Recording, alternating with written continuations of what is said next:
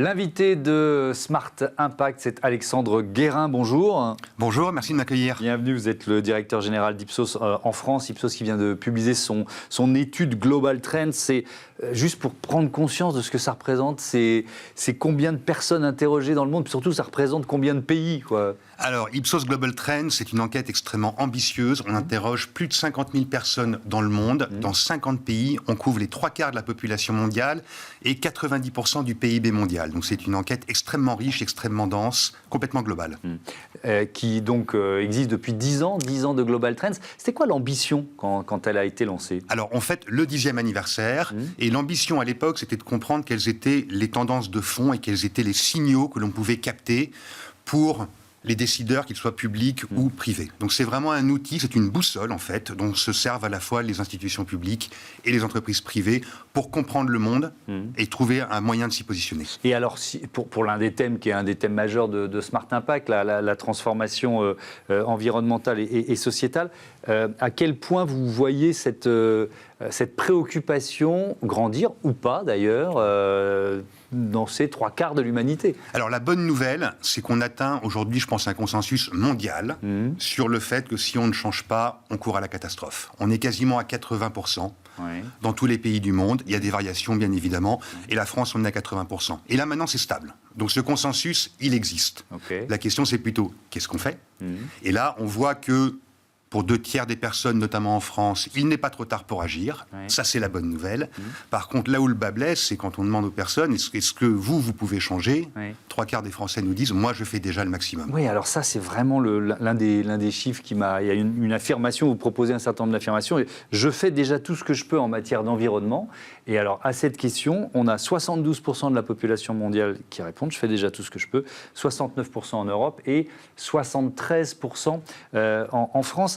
Alors, comment vous l'analysez, ça? Il y a une sorte de motivation en berne, de lassitude. Comment vous l'analysez? Alors, il y a une forme d'anxiété, déjà, premièrement. Et puis, il ne faut pas oublier que nous sommes dans un contexte qu'on appelle de polycrise. Donc, il y a la crise environnementale, mais il y a également une crise économique, sociale, géopolitique. Et ça, c'est ce qui définit un petit peu notre époque post-Covid. C'est cette conjonction de crises qui crée de l'anxiété. Donc, les Français, pour répondre à ça, ont une vraie tendance à se replier sur soi. Donc les problématiques un petit peu adjacentes, on va dire, ce n'est plus de ma responsabilité, c'est aux autres. Et ce que nous disent très clairement les Français, c'est que les personnes qui doivent agir, c'est avant tout les entreprises. Moi, je fais déjà le maximum. Oui, alors justement, est-ce que ça rejoint finalement ce que les Français vous disent, les aspirations ou les inquiétudes des entreprises? Alors oui, les entreprises, je pense qu'il y a une vraie prise de conscience. La question, c'est comment est-ce qu'on l'active. On voit aussi dans notre étude que le niveau de confiance qu'ont les Français et la population mondiale envers les entreprises, on va dire libérales, est assez faible. On est à 35% dans le monde, on est à moins de 30% en France. Donc il y a un déficit de confiance qu'il faut recréer. Et nous, ce qu'on voit dans le travail qu'on fait avec nos clients, notamment, c'est qu'il faut que les entreprises trouvent un moyen d'être pertinent, de gagner en pertinence, de gagner en proximité. On a fait d'autres études passionnantes où on liste à peu près 60 causes d'engagement et on voit qu'il y a des grandes différences entre ce que les entreprises peuvent faire et ce qui résonne auprès de leur public. Donc c'est très important de bien comprendre ça, pour ne pas créer pour ne pas faire de bêtises. On a l'exemple, par exemple, aux États-Unis d'Harley-Davidson et Jack Daniels qui doivent rebrousser en arrière sur leur politique de diversité et d'inclusion. Mais on voit aussi que quand on arrive à trouver les causes sur lesquelles on peut avoir un impact, là, on arrive à faire des choses. Par exemple, les fans de Netflix sont 4 fois plus engagés que la moyenne dans l'égalité homme-femme.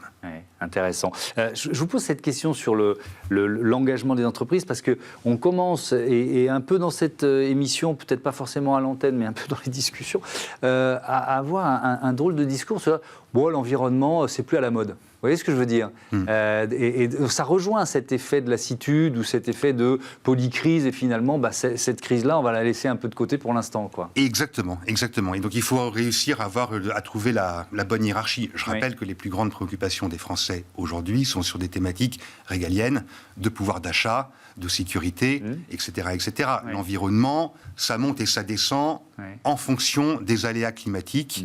On avait... c'était dans le top 3 après l'incendie de la dune du Pilat, c'est redescendu ensuite. Mais est-ce que c'est lié aussi à la communication ? une sorte de récit positif ou de récit à réinventer sur ces enjeux de transformation. Tout à fait. Alors il y a clairement un manque de vision. Ça, c'est clair, et ça concerne à la fois les acteurs privés et les acteurs publics. Alors ensuite, en France, on est assez pessimiste, et on le voit d'ailleurs dans notre étude, sur toutes les questions sur l'état du monde, l'état du pays, le rapport à l'innovation et aux nouvelles technologies, on a des scores qui sont plus faibles. Il y a notamment la thématique techno-solutionniste, on va dire. Est-ce que l'innovation, c'est important pour répondre aux défis climatiques ? Dans le monde, on est plutôt à 70%. En France, on est divisé à 50-50. Donc il y a aussi un enjeu, je pense, d'éducation, de communication, pour pouvoir répondre à ces attentes. Et alors, effectivement, vous le disiez, la question de la confiance dans l'avenir, ça c'est un autre chiffre qui m'a frappé. Les résultats moyens des Français nous montrent qu'on est plus sceptique comparé aux 50 pays étudiés. 13% des Français se disent optimistes.